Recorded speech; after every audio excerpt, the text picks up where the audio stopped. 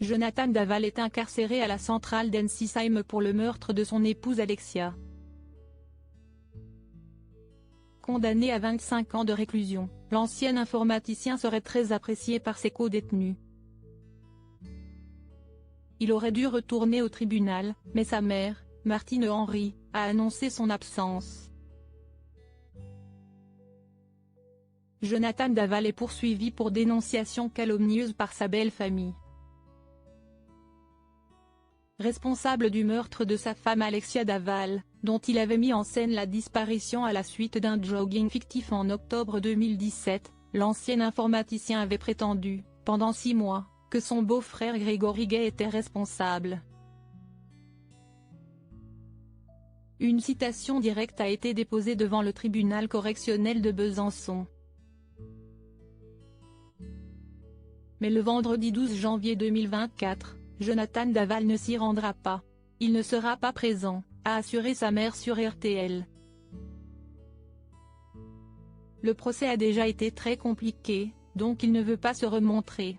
Il ne veut pas que les gens viennent voir comment il est maintenant. Il fait confiance à son avocat.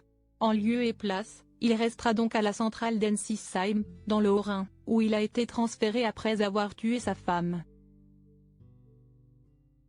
Et où il semble mener un quotidien plutôt sympathique. Jonathan Daval, sa mère raconte son quotidien en prison. Sa mère l'assure, Jonathan Daval est très apprécié à la centrale d'Ensisheim.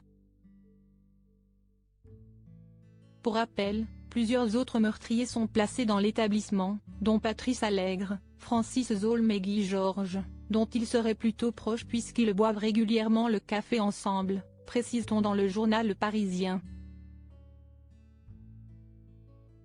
Ils s'entendent très bien, ils discutent avec lui comme avec d'autres, ajoute Martine Henry. Il s'est construit une routine.